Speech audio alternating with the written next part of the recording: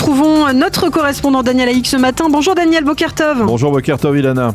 L'actualité ce matin, c'est la réforme judiciaire et les répercussions dans la classe politique. La commission parlementaire des lois doit se réunir ce matin pour débattre de la proposition de compromis présentée dans la nuit de dimanche à lundi par le président de la commission, le député sioniste religieux Simcha Rothman. L'objectif est de préparer cette proposition au vote en seconde et troisième lecture.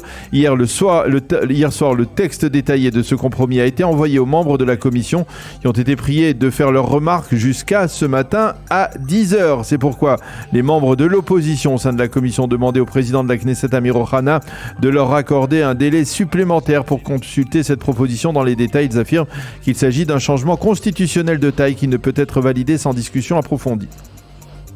Et puis durant la nuit, la Knesset a voté en seconde et troisième lecture le projet de loi visant à annuler la loi sur l'évacuation du Gush Katif et du nord de la Samarie. Oui, il s'agit de cette loi qui avait été votée en 2005 et qui stipulait qu'il était interdit à un Israélien de demeurer après l'évacuation dans le Gush Katif et dans une partie de la Samarie.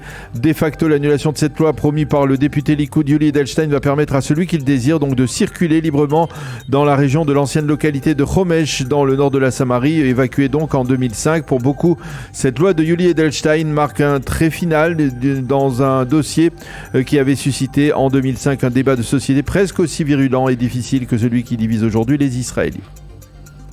Brièvement, la Knesset a voté par ailleurs hier la seconde version de la loi Aryeh Deri. Oui, il s'agit du projet de loi visant à interdire à la Cour suprême de s'immiscer dans les nominations des membres du gouvernement. Cette loi devrait permettre à Aryeh Deri de revenir prochainement, mais rappelons-le, elle n'a été votée pour l'instant qu'en première lecture.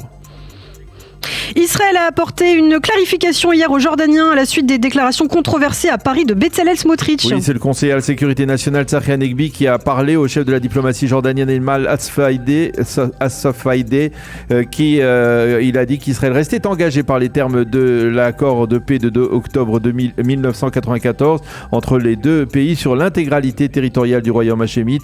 Cette déclaration est intervenue bien entendu après les déclarations de Bezalel Smotrich dimanche soir au Salon Hoche, dans lequel le ministre israélien avait nié l'existence d'un peuple palestinien, tandis que sur la tribune figurait une carte d'Israël incluant les deux rives du Jourdain. Et puis un mot de Or Eshkar, 32 ans, qui avait été grièvement blessé lors de l'attentat sur la rue Dizengoff il y a 12 jours. Il est décédé des suites de ses blessures. Oui, Or Eshkar a résisté avec courage et témérité pendant ces 12 jours contre la mort, mais ses médecins ont vanté son exceptionnelle capacité de résistance physique, mais cela n'a pas suffi. Or a perdu cet ultime combat. Hier, à l'annonce de son décès, ses nombreux amis lui ont rendu un vibrant hommage. Ils ont rappelé qu'il était un athlète expert dans l'endurance. Sa compagne l'a également remercié pour avoir découvert grâce à lui l'amour pur et véritable. Sa famille a décidé de faire don de ses organes vitaux pour des greffes. Or Eshkar sera inhumé ce matin à Nessarim dans la région de Jérusalem.